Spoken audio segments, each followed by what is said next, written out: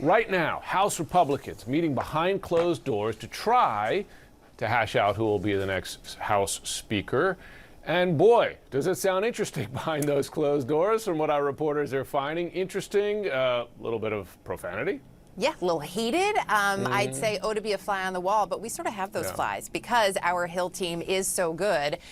Here's a little bit of what Kevin McCarthy said just moments ago as he went into that meeting, where, of course, remember, he's trying to sell himself one more time so that he can get enough votes to become Speaker. Take a listen. To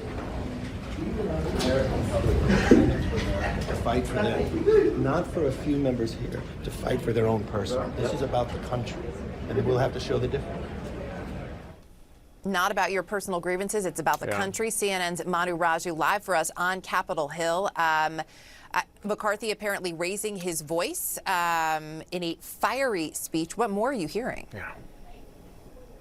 Yeah, we're hearing things are getting very heated behind closed doors. Kevin McCarthy is essentially done. He's signaling with negotiating with this bloc of conservatives who are seeking a number of concessions to weaken the speakership, to empower them. He said he's gone so far and they have refused to get to yes. He's raising his voice. He's detailing everything that he has done. And he said, quote, I have earned this job. Now, he is also getting some pushback in the room. We are told from both our sources are telling our Capitol Hill team here that Lauren Boebert, the Colorado Republican Congresswoman, said bullshit in response to what Kevin McCarthy said. Now, the one aspect of it here is Kevin McCarthy is saying he is not going anywhere. If he does not get 218 votes on that first ballot at noon today, he's going to grind it out. He said that he's going to fight this going forward. And one of his allies, Congressman Dan Crenshaw, said those block of hardliners are not going to dig in as long as they are. He said the McCarthy supporters are going to be more stubborn when it comes to this vote on the House floor.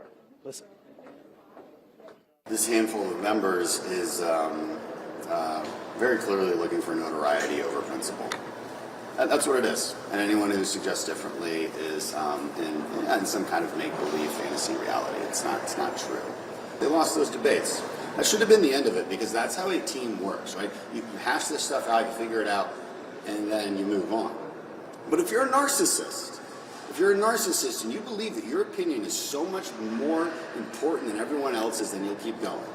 And you'll threaten to tear down the team for the benefit of the Democrats just because of your own sense of self-importance.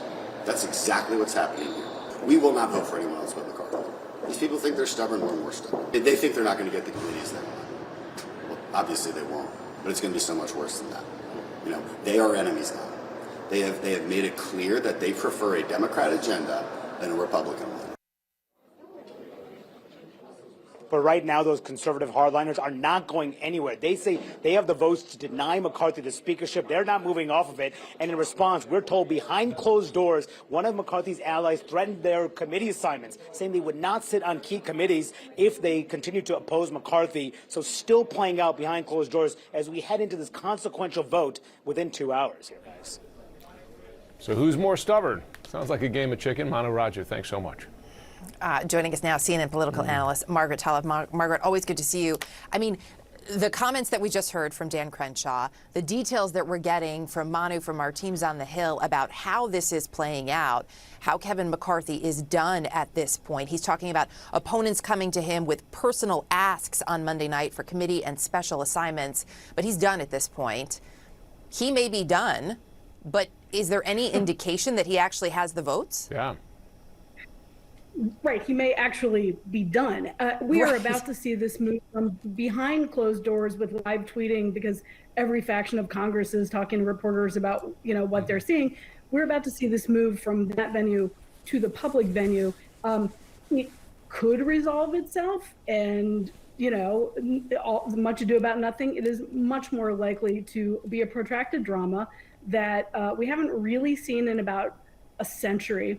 And, what Republicans like Dan Crenshaw are so frustrated about is that they feel very strongly that what this really does is weaken not just Kevin McCarthy, but weaken the new Republican House majority and actually very much empower the new Democratic minority. If you're Hakeem Jeffries, you'd like to be Speaker, but hey, if you're not going to be Speaker, you'd like to have a very weakened Speaker, whoever it is that emerges, which is why you're not hearing very much right now from Democrats. They're going to sit back and watch this play out. But look, here's this group. There's a dozen or so holdouts, 5 core holdouts who've said no matter what, they're never going to back Kevin McCarthy. And they are at risk of overplaying their hand and of getting shunned by their entire caucus with repercussions. But look where they come from. They come from districts like Matt Gaetz. This district backed Donald Trump 2-1 in 2020. And the other 4 similar situations where, their voters, their base is saying, tear down the House, it's time to reorder Congress. So they really have different motivations. Margaret, that raises a point for me, because I was thinking in cases like this, what are their own political, what's their political interest here, right? And the trouble is McCarthy can't give up, right? He really wants that gavel to be House Speaker. But those members who are standing in the way, they don't want to get voted out next term, be seen as having caved to, sort of the mainstream GOP. So how do they? I mean, McCarthy doesn't want to blink, but how do they blink?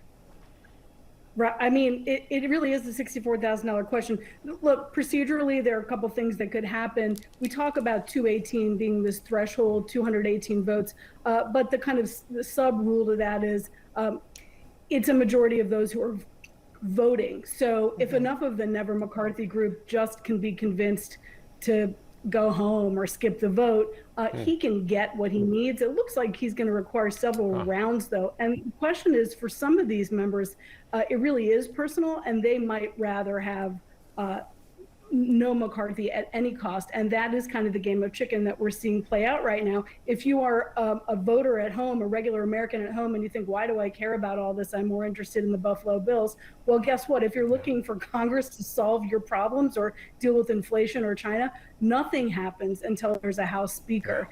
And the strength of the House Speaker and that House Speaker's ability to compromise with the other party, to the extent to which he's going to be empowered to make any deals with Democrats to get anything done, all of that is hugely relevant to whether Congress can do anything.